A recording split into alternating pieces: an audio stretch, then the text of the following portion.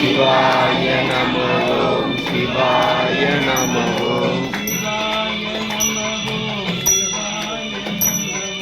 शिवाय नमः शिवाय नमः हरोगरा हरोगरा हरोगरा हरोगरा हरोगरा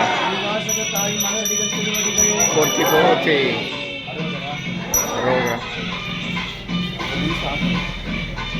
அது ஒரு நிமிஷம் ஆஃப் பண்ணுங்க. எல்லாம் வல்ல அண்ணாமலையார் உண்ணாமலையம்மனுடைய கருணையோடு எல்லாம் வல்ல அண்ணாமலையார் உண்ணாமலையம்மனுடைய கருணையோடு மணிவாசக தாயினுடைய தனிப்பெரும் கருணையினாலே நம்முடைய திருவாசக தெய்வீக மாநாட்டுக்கான முகூர்த்தக்கால் இன்று நம்ம பந்தல்கால் நிறுவதற்காக நம்ம எல்லாம் கூடியிருக்கிறோம். அதில் இன்று முப்பெரும் விழாவாக இது இறைவனுடைய கருணையினால் மாறி இருக்கிறது. இந்த என்னென்ன விழானா நம்ம தெய்வீக மாநாட்டிற்கான முகூர்த்தக்கால் நடுவதும், இரண்டாவதாக திருவாசகம் ஏற்றிய 7 திருத்தலங்களில் நம்ம அடியார்கள் எல்லாம் 7 குழுவாக பிரித்து ஒரே நேரத்தில் அந்த 7 திருத்தலங்களில் யாத்திரையாக போய் இந்த மாநாட்டுக்கு பிரார்த்தனை செஞ்சு அந்த உட்காந்து அமர்ந்து எழுதுவதற்கு இது எல்லாத்தையும் வாங்கி வச்சுருக்காங்க.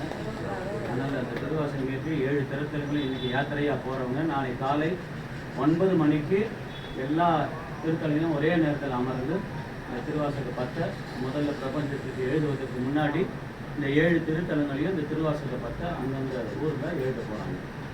அது இன்றைக்கி 7 குழுவாக இன்றைக்கி ஒரு ஊருக்கும் 3 பேர் நம்ம குழுவாக பிரித்து இன்றைக்கி இங்கேருந்து புறப்படுறாங்க. 21 பேர் 7 திருத்தலங்களுக்கு சென்றுவாங்க.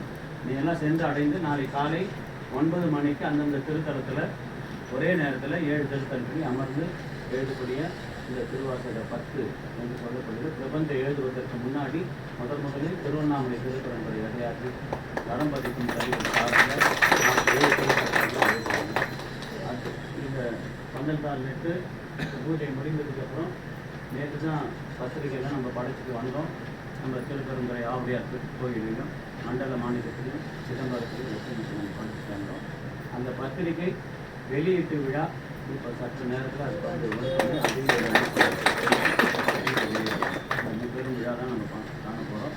நம்ம முதல்ல பந்தல்கால் நட்டு பேசப்படி ஏற்றி அதுக்கப்புறமா உள்ளே வந்து இதை வந்து நிலையை நம்ம பார்த்துட்டு அதுக்கப்புறமா எல்லாருக்கும் காலை உணவு சொல்லிட்டு எல்லோரும் காலை உணவு முடிச்சுட்டு அப்புறம் அடியார்களுக்கு சில செய்திகள்